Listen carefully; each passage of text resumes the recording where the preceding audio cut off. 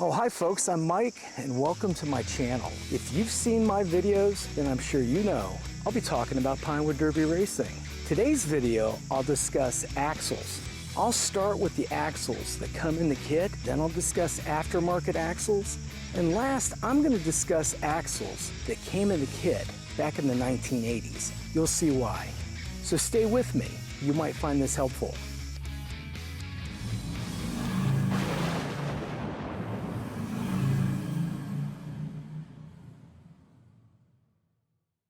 So folks, I'm going to start right here with these stock axles that you'd find right in the current year kit. Now these axles are going to measure about 88 thousandths of an inch. I'll zoom in and you can see that these axles also have burrs under the head and crimp marks. Now the burrs are going to have to be removed before you do anything else. They will damage the outer hub of the wheel. The trick though is to remove the burrs without making the axle size smaller. If you watched my wheel video, you may remember that I briefly discussed that there's a relationship between axle size and bore diameter.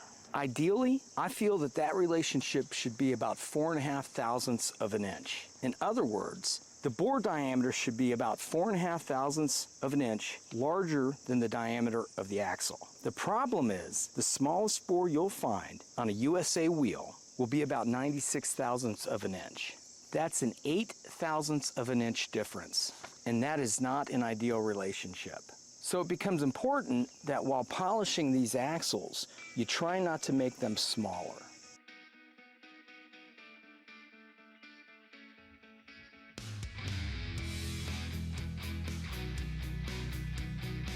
So that leads me to the crimp marks that you'll find on these axles. There's a total of 2 crimp marks, one on each side of the axle. I'm aware that the common opinion is to remove these crimps. I disagree. I feel that they can be used to make the diameter of the axle larger. Now here's the diameter of the axle when I measure on top of the crimps. Not much bigger, but every little bit helps. Now at the risk of confusing everyone, I've got to throw in a couple wrinkles. In order to see improvement, the crimp marks will need to be mounted horizontally. And this is where it gets complicated, every axle has a small amount of bend. That bend needs to be pointed directly up. If it's not pointed up, you'll be creating either toe in or toe out. You may have to go through a few axles to find an axle that has the bend straight up and the crimp marks lined up horizontally. Now this is really important on the rear 2 axles.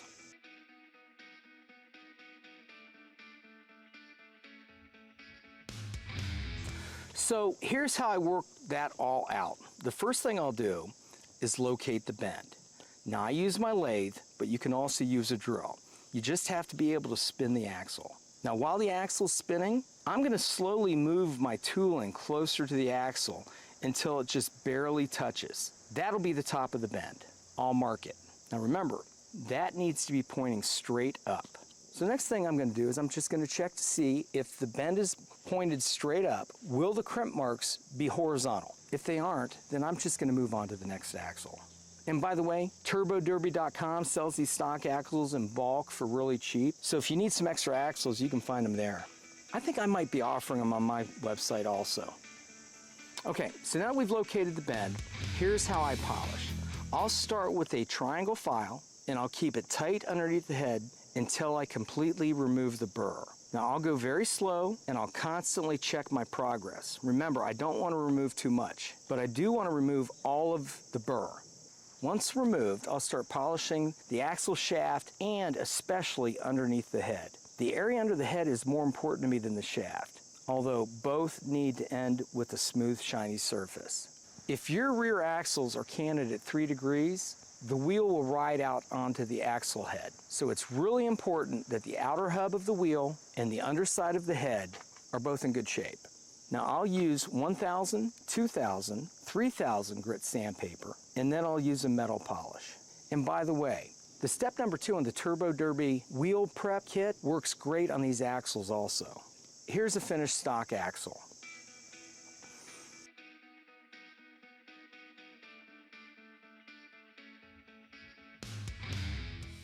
Okay guys, so now I guess it's time to start talking about aftermarket axles. I've got to stress this to you first, that in most cases, aftermarket axles are not legal in a scout race, but they're legal in every class in the adult leagues. This is an aftermarket axle. This is a turbo axle. You can see that they come grooved. I think the theory is by grooving these axles, less surface area makes contact with the wheel, reducing friction. I don't know if that's true or not. What I like most about these axles is that they are very straight. They're not perfect. I've never seen an axle that had no bend at all, but they are very, very straight. And the diameter is 94 thousandths of an inch. Now, because I think the ideal relationship between wheel and axle is 4.5 thousandths, this opens the door to be able to use many more wheels. If the best set of wheels that you have happen to have bores that measure 97 thousandths of an inch, it's very easy to polish these axles down to 92.5 thousandths to maintain that 4.5 thousandths difference. I'll polish these axles just as I do the stock axles without using the file. And I'm going to continue to pay close attention under the head.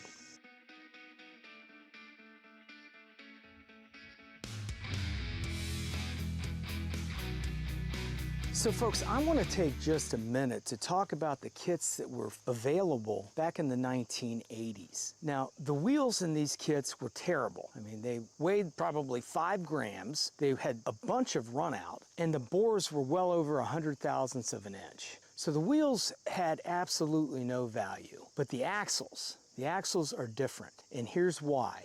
The axles in those kits all measure about 91 thousandths of an inch. Here's why that's kind of important. If you are racing in a Cub Scout race and you check your rules, and the rules specifically say that you have to use axles from the kit, but they don't designate a year, and they don't say that it's got to be from the current year, well then these axles would be legal. And remember, I've stressed it 1,000 times, the axles need to be larger because of the bore size on the wheels.